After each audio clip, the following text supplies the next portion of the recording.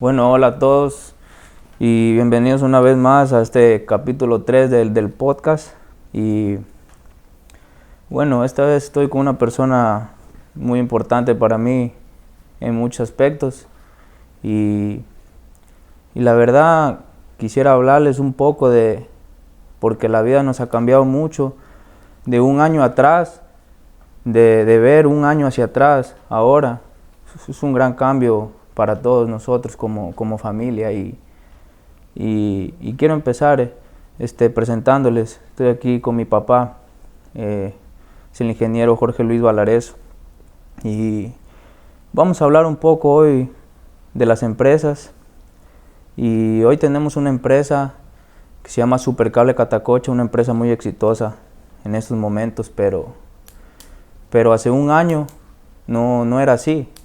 Entonces yo quisiera que nos comente un poco cómo fue esa experiencia, en especial no tanto del internet, pero sí del cable más, porque eso fue hace mucho tiempo, cuando usted recién me contaba que usted recién salió de graduado de ingeniero. Entonces quisiera que me cuente un poco la experiencia, cómo es empezar una empresa desde cero, armarla desde cero. Bueno, buenas noches. Un saludo muy especial a todos los que ven este podcast. Oh, un poco raro sintiéndome entrevistado por ti, pero realmente contento, muy feliz de poder aportar un poco a lo que tú estás haciendo en esta comunidad. Bueno, realmente el tema de cómo nació la empresa es algo que nace, yo creo que mucho más allá que solamente unos pocos años en la universidad. Yo creo que eso nace desde niño. Cuando en el hogar yo siempre escuché y vi, sobre todo a mis padres trabajar, superarse, tener sus propios emprendimientos. Entonces uno va naciéndole poco a poco esa idea de cómo poder salir adelante. Y siempre yo tuve la ilusión, si se quiere, o el objetivo de tener una propia empresa. Ese fue siempre un objetivo. ¿De qué? No sabía, porque era muy niño. Pero quería tener ese título, entre comillas, de ser empresario, ¿no? Entonces fui creciendo. Luego pues ya en el colegio, por ejemplo, di mis primeros pasos de cómo podía emprender, tomando en consideración las actividades locales de mis padres, como por ejemplo mi papá siempre fue agricultor, ganadero, ¿no? Y ahí uno ya fue aprendiendo de cómo podía ganarse la vida, que es lo que nos decían siempre en casa, ¿no? Hay que todos los días trabajar para poder ganarse el sustento diario. Ahí aprendí, por ejemplo, a vender mangos, a vender leche. Esos fueron mis primeros pasos, ¿no? En cómo uno podía emprender. Y luego pues vino ya la etapa, como tú dices, de la universidad, ¿no? La universidad fue una época bastante dura donde tuvimos que salir de nuestra ciudad. Nuestra ciudad es Macará, es un cantón al sur del Ecuador, al sur de la provincia de Loja, frontera con el Perú, y tuvimos que trasladarnos a la capital porque realmente no había muchas oportunidades de estudiar en lugares más cercanos, toda vez que cuando conversaba de joven yo tenía dos opciones, ¿no? Con mi papá siempre le planteé la posibilidad alguna vez de ser músico, porque fue otra eh, de mis aspiraciones o de mis actitudes o de mis aptitudes para poder desarrollarme en la vida, ¿no? Y Y, cuando le planteé eso, y fue un sueño también. sí, fue un sueño que realmente no se pudo dar por las circunstancias que a lo mejor voy a contar un poco de eso mismo. Cuando yo tenía 12 años ya di mis primeros pasos. Hubo, por ejemplo, la oportunidad de salir a Quito en ese tiempo, cuando yo tenía 12 años, y poder conformar ya una banda juvenil con un prestigioso maestro, el maestro Edgar Palacios. Hizo aquí una audición de varios chicos y en la cual pues notaban que tenía aptitudes para eso, pero lamentablemente no pude ir, no me quedé estudiando acá en mi ciudad. Y luego pues cuando ya me gradué, una de mis aspiraciones fue seguir ingeniería en sonidos. esa, ese bichito de la música siempre estuvo presente en mí, ¿no? Entonces, una de las cosas que tenía muy afín a la música era la ingeniería en sonidos. Yo investigué, busqué, y en ese tiempo solo había, aquí en el Ecuador no había la posibilidad de estudiar esa carrera. Y vi la posibilidad de irme a Argentina o México, que eran los dos lugares donde había esta carrera, ¿no? Pero las posibilidades económicas tampoco fue posible ir allá, ¿no? Entonces, ahí es cuando me inclino por algo más afín a la ingeniería en sonidos, que es la ingeniería electrónica, ¿no? Entonces, mi hermano mayor ya había seguido esta carrera, un poco sabía de qué se trataba y tenía mucha afinidad, la parte electrónica con la música en sí, ¿no? Entonces, apliqué para una de las mejores universidades de Quito. O sea, usted a la ingeniería electrónica y telecomunicaciones se mete por un bicho que le llamó así, que es por la música. Fue a parar a la carrera de ingeniería electrónica y telecomunicaciones, porque es algo muy raro que alguien elige ese tipo de carreras. Sí, yo creo que es más por un rebote, ¿no? Claro. Por descarte, porque ya no había otra posibilidad y yo vi como te digo, una afinidad entre la electrónica, porque te digo que mi hermano mayor, Francisco, él estaba haciendo su tesis de grado y la hizo en lo que es MIDI. MIDI es un protocolo, el protocolo MIDI en ese tiempo era uno de los protocolos más famosos para hacer ya música digital, ¿no? Entonces, todas esas cosas a mí me llevó a pensar que podía incursionar en la música a través de esta carrera. Llegué allá, apliqué, como te digo, a la Escuela Politécnica del Ejército, a la ESPE, y pude ingresar. Como te digo, fueron tiempos muy duros porque trasladarse desde aquí teníamos que hacer 20 horas de viaje en bus, ¿no? En ese tiempo eran las vías realmente muy malas y pues nos trasladábamos y venir a retornar a Macará era cada fin de semestre aproximadamente y en las ocasiones que había, cómo no hacerlo. Es decir, cada 6 meses teníamos que venir. La comunicación con la familia era solamente a través de la línea telefónica convencional. Tú vas allá, a pesar de haber tenido la posibilidad de estar ya en una casa que mi papá y mi mamá nos lograron proveer, acostumbrados a tener una casa llena de gente, a estar totalmente solos, ¿no? Y lo que también más pega, lo que más fuerte pegó, es el nivel educativo. Eso es muy importante, por ejemplo, que ustedes como jóvenes sepan, sí, y que los que nos están escuchando también. Ese es un tema que sí lo tengo y lo vamos a tocar incluso más adelante, por lo mismo, porque creo que es de gran importancia y quiero darle más a fondo acerca del tema de educación. Y por ahora lo que quiero más es el tema empresarial, okay. Solo un poco porque el tema de vida, de consejos de vida, de todo eso, lo vamos a tocar un poco más adelante y más profundo, porque es algo bien importante que yo sí creo que le deberíamos profundizar más. Entonces yo quería más un poco del tema empresarial, de cómo inició la empresa, de cómo se empezó. Perfecto. Desde cero.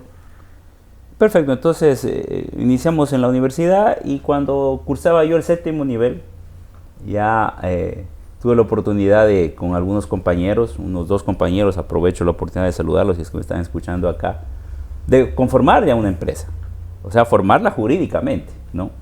Esta empresa teníamos 3 socios, ¿no? 2 compañeros y mi persona, y luego pues también se unió Francisco, mi hermano mayor, y otro pariente que estuvo estudiando en Quito también.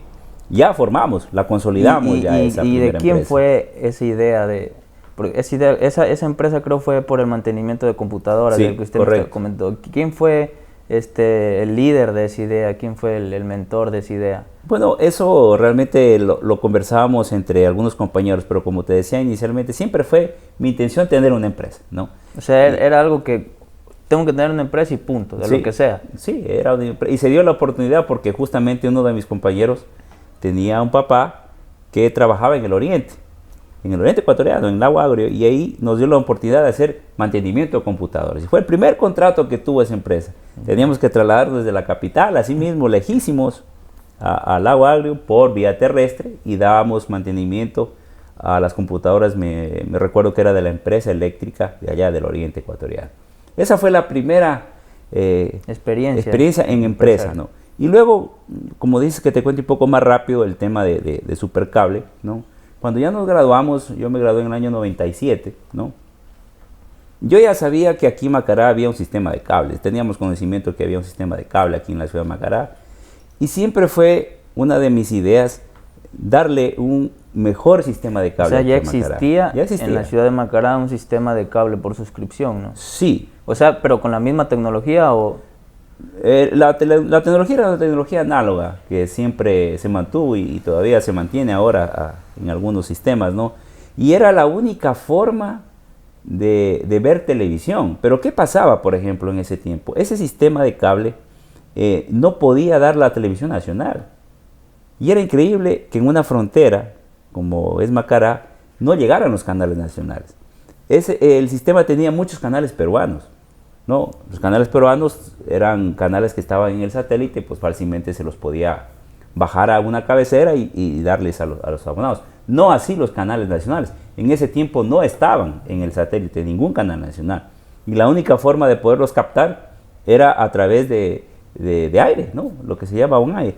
Y esa fue una de las principales, o de los principales motivos por la cual yo mucho me interesé en dotar primeramente a mi ciudad, porque realmente Supercable nace aquí en Macará, en el año 2000. En el año 2000 ya se funda la empresa Supercable. Y esa es otra pregunta que yo tengo, ¿por qué? ¿Por qué Macará? Porque, o sea, venimos que usted viene de una ciudad de Quito, donde hay más oportunidades, más gente para hacer lo que llamamos el networking, donde conseguir más, como quien dice, financiamiento, rodearse de mejor gente, más oportunidades, mejor economía. ¿Por qué? O sea, ¿por qué Macará? Bueno, ¿por qué Macará? Porque ese es otro de los pasos o de los componentes que uno tuvo cuando salió de aquí de Macará. Allá en Quito tuvimos la oportunidad de conformar un club deportivo, y así mismo legalmente reconocido, un club deportivo que era el Club Deportivo Macará. Así se llamaba, un club deportivo que participábamos en las ligas barriales. Tuve la oportunidad de jugar, otra de mis grandes pasiones siempre ha sido el deporte. Tuve la oportunidad de jugar en este club, de llegar hasta segunda categoría en una liga barrial. Y siempre cuando nos reuníamos con todos los jóvenes, en ese tiempo jóvenes macareños que cursaban la universidad, era uno de los motivos o una de las cosas transversales de nuestras conversaciones, era el de retornar a Macará siempre. Oye, ¿tú qué sigues? Y, yo soy ingeniero civil, el otro que sigue. Bueno, ¿pero qué piensas? Vamos a Macará, tenemos que regresar a nuestra tierra, a servir. Esa fue siempre lo que, cuando yo fui, ya había una asociación. Yo era uno de los más jóvenes de todo ese grupo que iba, ¿no? Yo ya encontré mucha gente, muchos macareños, muchos jóvenes ya preparándose profesionalmente. Y entonces eso es lo que a uno le trasladaron, ¿no? Y también eso se fue metiendo en uno. Y cuando era pequeño también en familia siempre escuchaba, nunca se olviden de su tierra, vuelvan a su tierra, sirvan a Macará. Entonces ese es el porqué. ¿Por qué? Y de esa gran camada de profesionales, venimos acá a Macará unos cuantos y nos establecimos aquí realmente. Entonces esa fue una de las razones.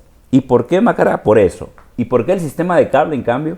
Porque había esa necesidad de darle a Macará los canales nacionales, ¿no? Entonces empecé, esa sí fue una idea personal de cómo poder ya ir implementando el proyecto, ¿no? Y también pues Francisco, mi hermano, luego me gradué yo primero que él, luego él se graduó de ingeniero y también ingresó a este gran proyecto. Y ahí fue que nos dividimos las actividades. Él se quedó haciendo la parte del proyecto en sí, ¿no? De la parte de planificación del proyecto. Y a mí me tocó la parte más dura, ¿no? Ya conformamos, teníamos el proyecto y pues me tocó buscar el financiamiento. No lo había, ¿no? En ese tiempo se necesitaban algunos miles de dólares para tener un sistema de televisión por cable. Me vine a Macará, ¿no? Y yo ya estaba establecido prácticamente acá y me tocó venderlo, entre comillas, al proyecto. Y realmente... Ahí fue cuando empieza la primera experiencia de vender un proyecto ya grande, de conseguir financiamiento, conseguir fondos. Esa es una de las cosas más bonitas, porque digo, todo en la vida, los pasos que uno da, siempre hay que sacar el lado positivo, ¿no? Y eso siempre me ha caracterizado, a pesar de que algunas cosas no nos van bien, algunas cosas, entre comillas, se fracasa, porque bueno, el fracaso yo creo que no existe, sino simplemente que no se cumplió una meta, pero que luego se abre otra posibilidad, simplemente es eso. De buscar el financiamiento de esta empresa. Y lo más difícil es convencer a una persona de que realmente es un proyecto viable, factible. En ese tiempo, estoy hablando del año 2000, o sea, 20 años atrás. Y ¿no? es algo que es un proyecto, o sea, totalmente desconocido para la gente, porque era una tecnología que no estaba despuntando mucho en ese tiempo, o no se la conocía mucho. Y vender un proyecto así, como usted dice, en verdad es demasiado difícil. ¿Y cómo logró eso? Eso, justamente, por eso es lo que te decía. En ese tiempo, convencer a alguien de un proyecto tecnológico era demasiado difícil, ¿no? Y realmente fue demasiado difícil. Al día de hoy sigue siendo lo mismo. Sí. Y me cerraron muchas puertas. Me dijeron varias veces que no estaban interesados. Otras personas preferían invertir su dinero en negocios de mayor rentabilidad, ¿no? O que conocían, más seguros. Sí, claro, o que realmente sabían qué hacer, pero un negocio tecnológico muy difícil.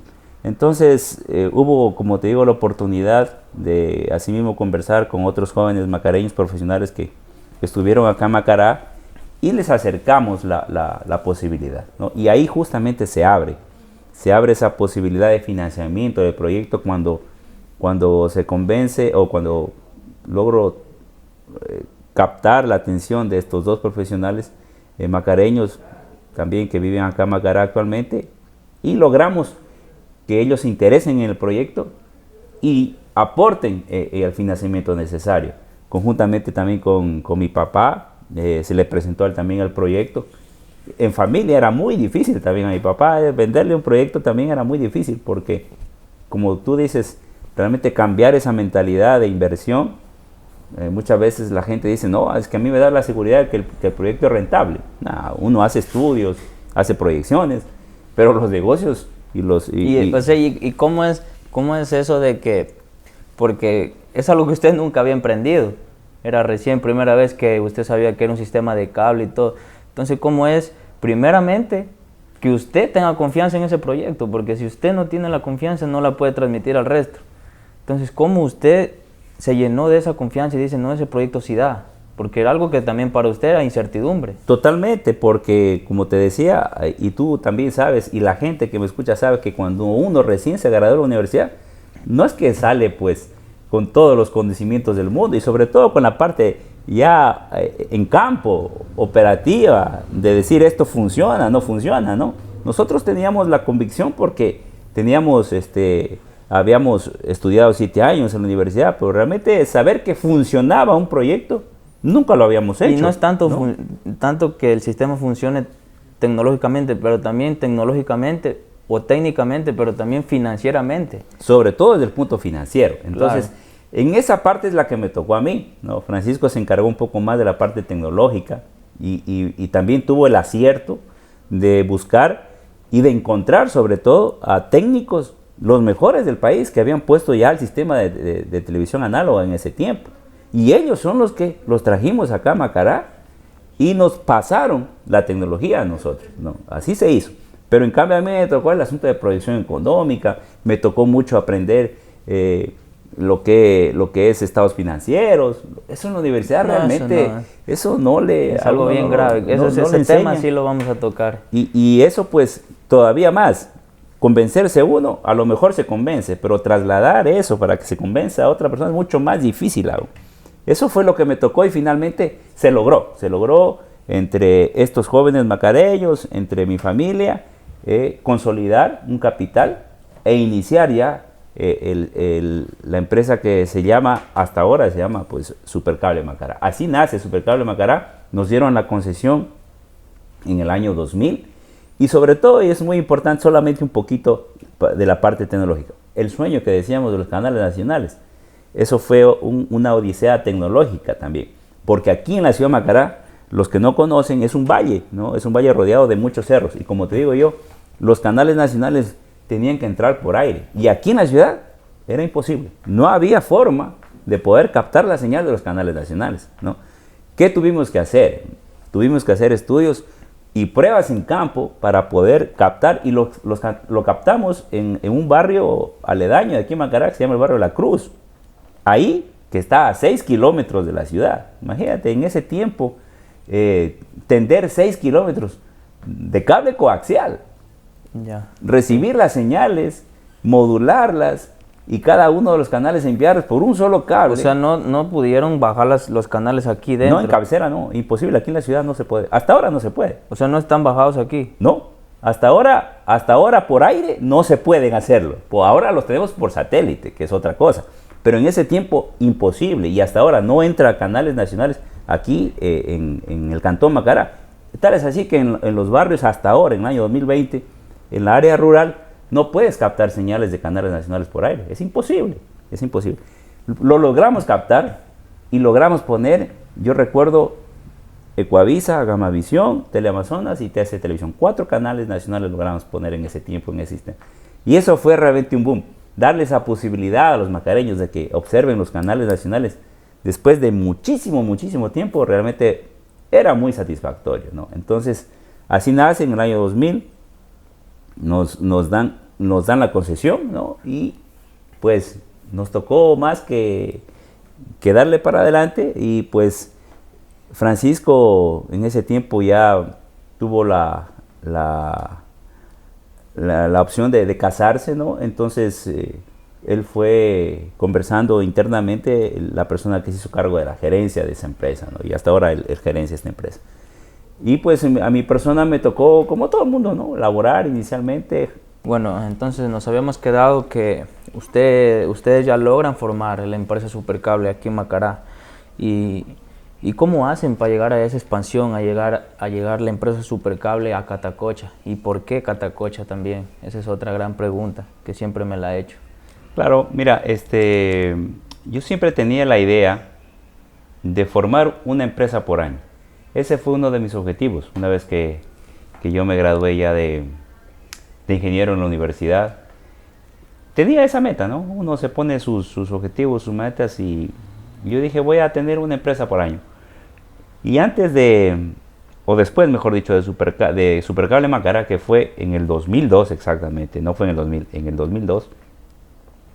En el 2003 tuve la oportunidad de fundar Viatel. Viatel es otra de las organizaciones como persona natural que logré fundar para dar servicio de telecomunicación, de radiocomunicación a la ciudad de Macará.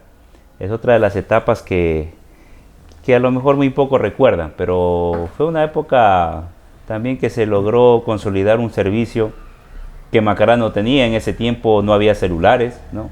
Y la única forma de comunicación móvil pues era a través de la radiocomunicación. Y luego de eso hicimos un análisis de lugares de los cantones de la provincia de Loja primero, que no tenían el sistema de televisión por cable.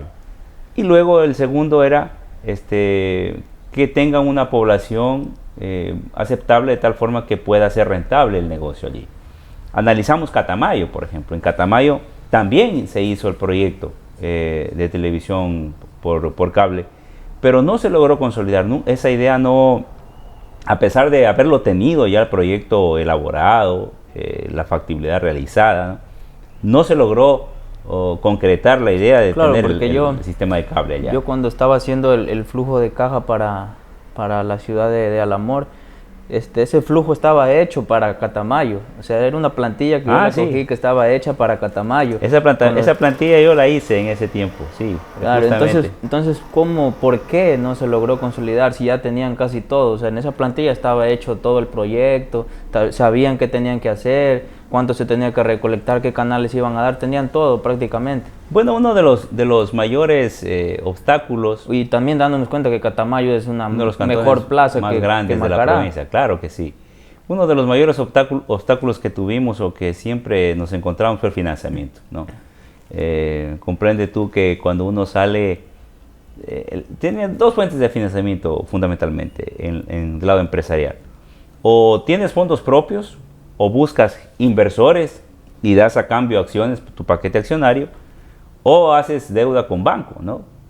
En ese tiempo muy difícil hacer deuda con banco porque los bancos lo primero que piden son las garantías, ¿no? Y las garantías, tú sabes que uno recién salido de la universidad, yo recién estaba también casado, no tenía bienes, no podía tener un respaldo económico para obtener un crédito. Entonces, ese fue por qué no forjó la idea de Catamayo, ¿no?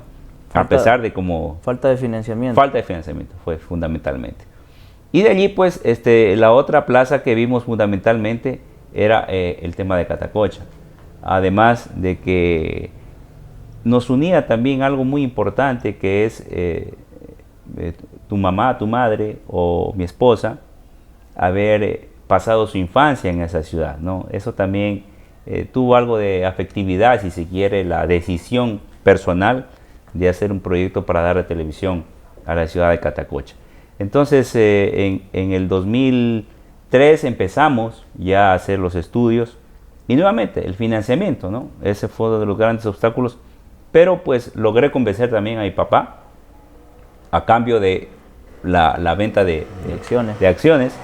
Entonces logramos consolidar la empresa Supercable Catacocha. Esa es otra parte fundamental de todo recién graduado de universidad, y especialmente con usted, que usted quiso ser emprendedor, de no tener el suficiente conocimiento en parte empresarial, de que lo hemos hablado mucho, de que usted sale y tal vez por esa desesperación o por esas ansias de uno querer salir adelante y querer emprender, después no se da cuenta qué repercusiones trae a futuro.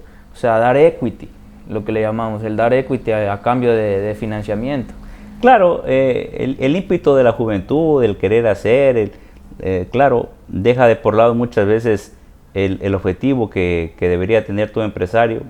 Realmente yo no tuve una preparación como empresario en sí, yo fui un técnico, pero que me tocó aprender mucho de la parte empresarial. Y lo que tú dices, ya eso, cuando corren los años, ¿no? Uno se da cuenta a veces entre comillas, de los errores que puede haber tenido al dar un porcentaje tan elevado de acciones. Pero bueno, esa fue la negociación a la que se llegó con la familia y pues logramos sacar adelante ese proyecto que hasta ahora es una empresa consolidada como es Supercable Catacocha. Claro que sí, es una empresa que ha tenido un gran éxito y una gran acogida en el mercado, pero como queremos hablar un poco de eso porque hace tiempo no fue así. O sea, tocó trabajarla duro, como usted sabe, que se le cerraron muchas puertas, tuvieron que buscar financiamiento, tuvo que dar casi el mayor equity de la empresa para poder crear esa empresa.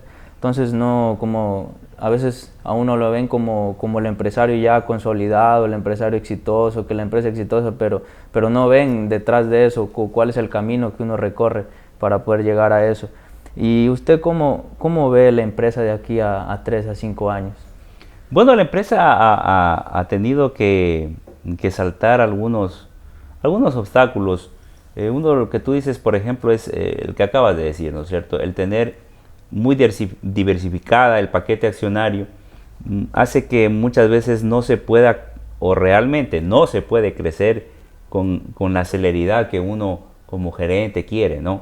Porque no se ponen de acuerdo en la estructura, no se ponen de acuerdo, por ejemplo, en cuánto se deja de capital para reinversión, ¿no? Unas personas quieren sacar más pronto la reinversión de la empresa y no dejar para que esa misma empresa tenga más oxígeno. Mi idea siempre fue esa, que se deje ahí, pero bueno, eso es uno de los obstáculos que ha tenido que tener Supercable Catacocha. Y también lo otro es el cambio de tecnologías, ¿no? Que se va dando con el paso de los tiempos. Empezamos con canales análogos, empezamos con canales nacionales, no teníamos mucha programación internacional.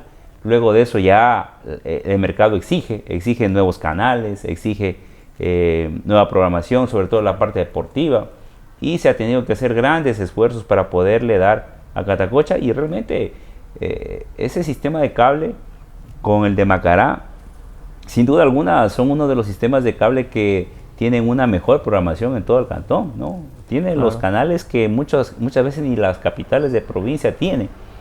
Pero eso se da gracias también al esfuerzo de nosotros. Y lo otro es muy importante, lo que decías tú al principio, el networking, porque eso sí, lo hemos hecho no de una forma, si se quiere, constante, pero sí hemos tenido esa capacidad, ese tino de poder asistir, por ejemplo, a ferias internacionales, a Perú, Quito mismo, Cartagena en Colombia, donde se puede compartir con los programadores de televisión, con otros agentes del negocio, y donde se puede y se pudo realizar amistades y contactos para poder justamente tener los mejores canales en estas grillas de programación.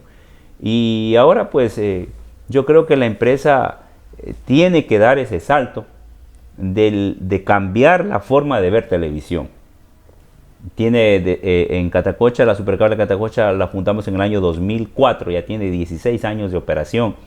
Y entendamos que ese mercado, que era antes ávido por una tecnología análoga en televisión, ya ha cambiado. Va cambiando. ¿No? Ha cambiado constantemente, y ahora ya pues ustedes que son la parte joven tienen ya otra forma de ver video, otra forma de consumir contenido, y a eso tenemos que nosotros tener esa capacidad también de ir innovando, cambiando, y es más, adelantarnos a esa forma de ver televisión. Todavía sabemos que en estos cantones de la provincia de Loja los hogares prefieren tener un control remoto, encender su televisor y ver los canales allí, pero ya ustedes jóvenes ya no, ustedes tienen un celular, tienen una tablet, tienen una laptop, y ahí tenemos que apuntar nosotros a cambiar, a dar ese salto, y en eso estamos, en estos momentos estamos realizando justamente ese cambio de tecnología en nuestras cabeceras de televisión análogas para dar esa nueva forma de ver televisión como es el IPTV, y luego pues finalmente dar un salto a una OTT también, ¿no? ¿Cómo? Yo me hacía esta pregunta porque yo lo pasé en temas de crisis cuando me tocó liderar la empresa en Catacocha. Y fueron momentos también muy duros que se nos fue encima, tanto la parte del gobierno como la parte de los clientes. Y yo me hago esta pregunta, ¿cómo podemos crear conciencia en las personas de que el empresario no es malo? Porque, o sea, hay que ser sinceros, en Latinoamérica todavía tenemos ese pensamiento de que el empresario solo busca lucrarse, que el empresario solo busca sacarle plata a los clientes, que el empresario es malo, que solo busca su beneficio, pero no ven en verdad, y usted se puede haber dado cuenta, no ven en verdad el esfuerzo que uno hace detrás de cada empleado, detrás de cada decisión que uno toma.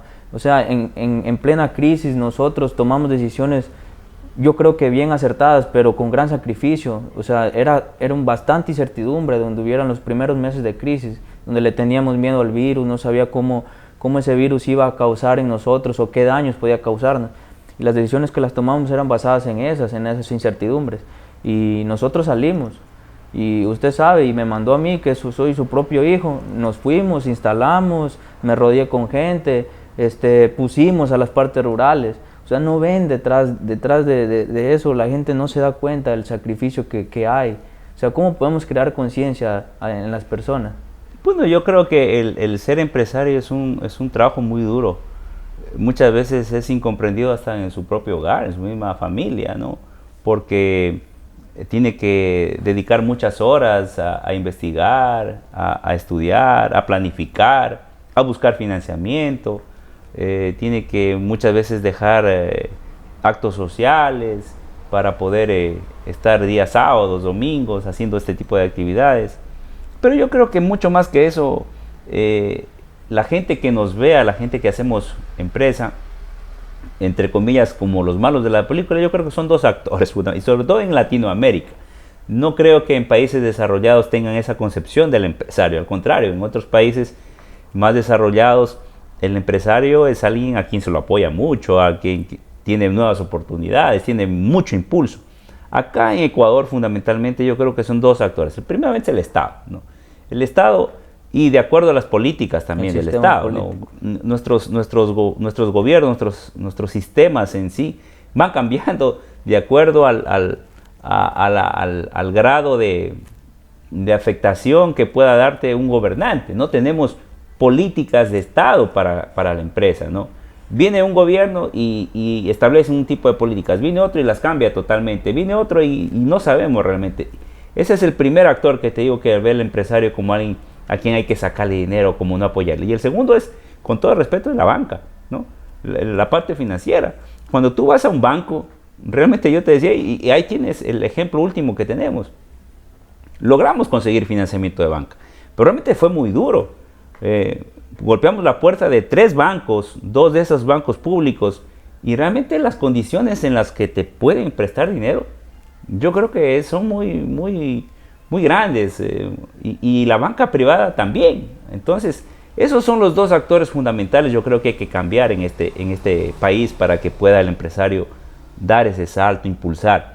Más no la gente a la cual nosotros servimos. Ellos siempre nos ven como un aliado, ellos siempre agradecen. Por ejemplo, en el tema de Supercable Catacocha, como una empresa de televisión por cable, realmente la gente era demasiado contenta cuando uno fue, instaló, llevaba la televisión a esos lugares donde jamás habían tenido. Catacocha era otro lugares donde no tenían televisión de ningún tipo. Y eso tocó un tema bien importante ahí, porque en verdad yo me di cuenta, o sea, y la pregunta debí cambiarla, porque yo me di cuenta después. O sea, no era la gente el problema. No, los clientes nunca se quejaron. O sea, eran las reglas y el sistema político el que nos estaba volcando a nosotros y el que impulsaba a esa gente a hacer eso, lo que hacía. Y a vernos Correcto. a nosotros como los malos de la película, cuando no era así, porque en verdad ellos se daban cuenta. Correcto, lo que nosotros estábamos haciendo. Es así, llevar televisión a esas zonas. Acuérdate tú que la provincia de Loja es una de las provincias que está al sur del Ecuador. Y Macará todavía está al sur de la provincia de Loja. Y Catacocha es lo mismo. Entonces, realmente la gente era muy contenta cuando se llevó ese tipo de servicios.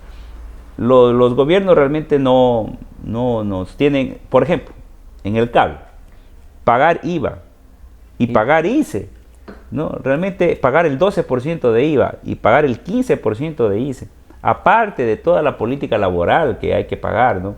Y que la cumplimos nosotros, realmente es muy difícil hacer empresa en ese sentido.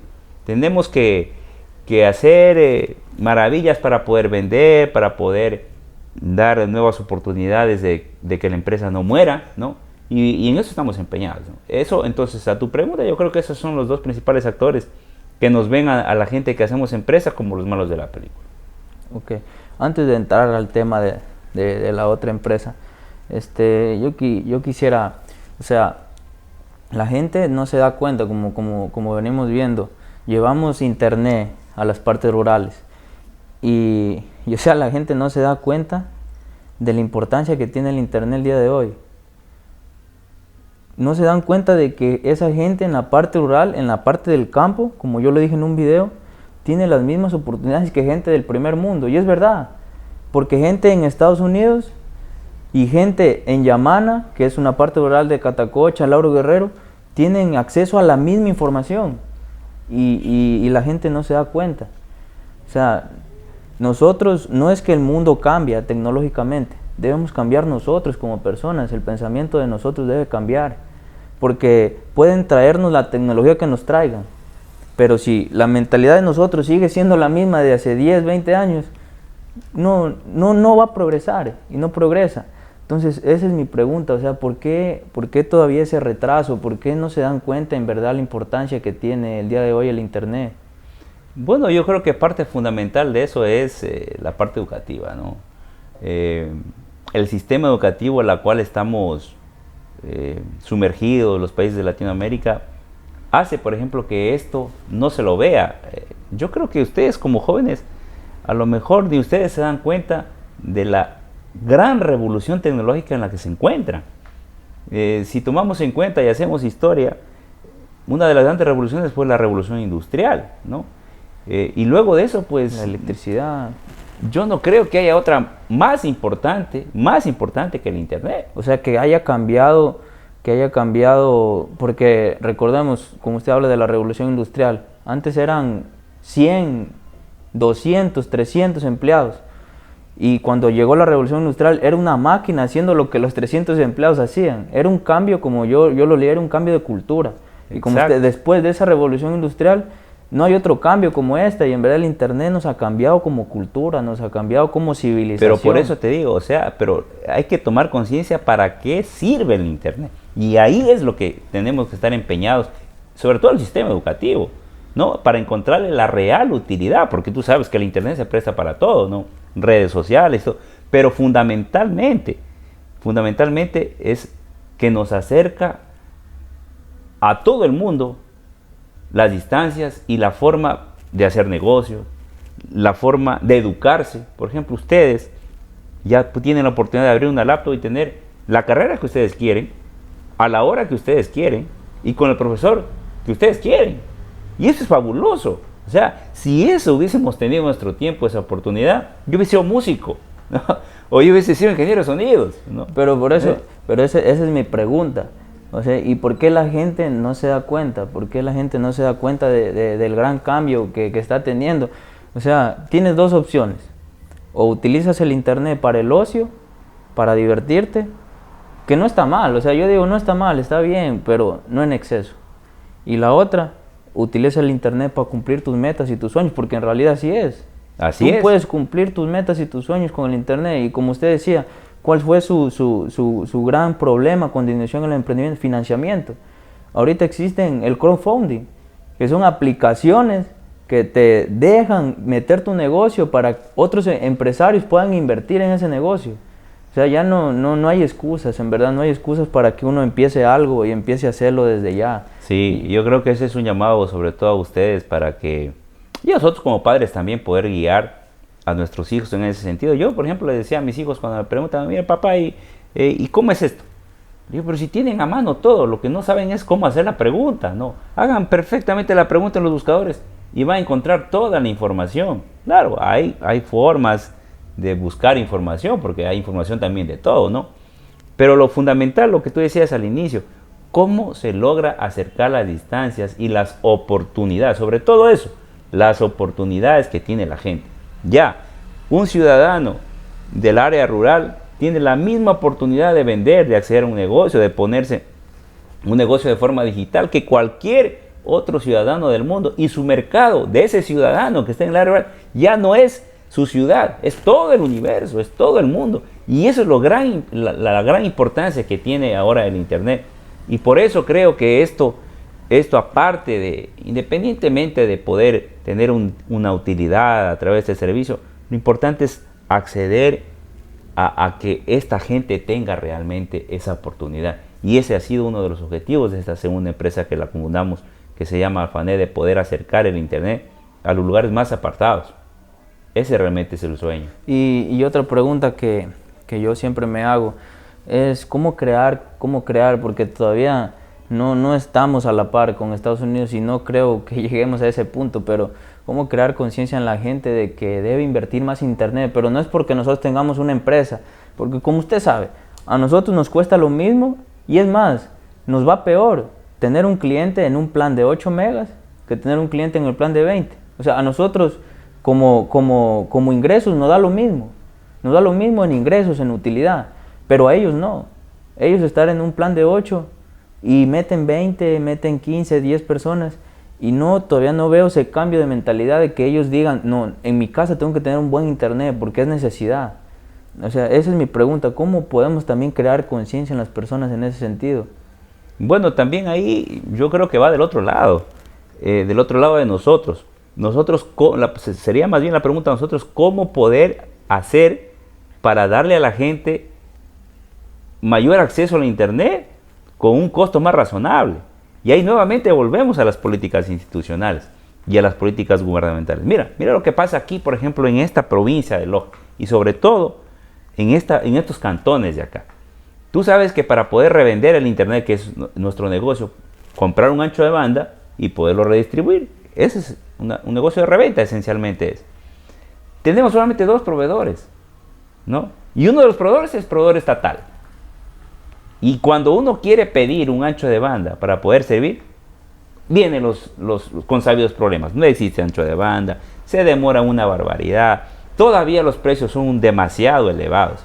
Entonces, ¿por qué yo digo los gobiernos, así como ponen un servicio público como el agua potable, la energía eléctrica, yo creo que muy pronto o ya deben darse cuenta que el Internet es un servicio público vital, pero vital, que tiene que volverse una política de Estado y a la cual realmente se pueda dar esos anchos de banda más baratos para nosotros poder también dar a la gente esa oportunidad de que ellos tengan un buen ancho de banda y puedan hacer negocio, puedan hacer educación o teleeducación, ¿no? para su familia. Puedan hacer luego lo que sabemos que es también el entretenimiento, tener su televisión a través de ya de IPTV, ¿no? Eso realmente sería fabuloso y a eso debemos de tender. Pero la otra opción es también no esperar tanto el gobierno. Nosotros como empresarios buscar las alianzas para poder justamente bajar los costos. Y también es otro de nuestros objetivos. Y lo hemos hecho. Y eso es otro de nuestros objetivos que poco a poco lo estamos realizando, ¿no? Sí, así es. Y otra pregunta que yo me hago, ya hablando de la empresa, y le hago a usted porque yo la tengo bien clara, ¿qué valor tiene el cliente para usted dentro de la empresa? Bueno, eso realmente lo aprendí desde muy chico, ¿no? Que cuando uno tiene la oportunidad de poder servir, es lo que más te llena en tu alma. Entonces, eso yo lo vi mucho en mi hogar. En mi hogar siempre en todos los ámbitos tienes que servir. Desde mi abuelo, ¿no? Mi abuelo Javier, mi mamá, mi papá, sirve a la gente. Cuando alguien te pide un favor, trata de ayudarla. Entonces, esa es una cultura que personalmente yo la llevo dentro. Es decir, a las personas hay que servirlas. Y luego ya lo demás viene por sí solo, ¿no? Si tú sirves bien a un cliente, en este caso ya desde el punto de vista empresarial, tienes una muy buena atención del cliente, atiendes sus requerimientos, solucionas sus problemas, le ayudas a que sea mejor un servicio y realmente lo demás viene por añadidura, lo que nosotros decimos. Entonces, contestando a tu pregunta, es el centro. Realmente el cliente es el centro de toda empresa, ¿no? En torno a él gira realmente todos los ámbitos y departamentos de una empresa. Servicio, calidad, responsabilidad, ¿no? Todas estas cosas giran alrededor del cliente. Sí, así es. Y yo tengo una frase, o sea, el cliente es el socio más importante de la empresa, porque sin ellos en verdad no existiría empresa. Por supuesto. Si no fuera por ellos.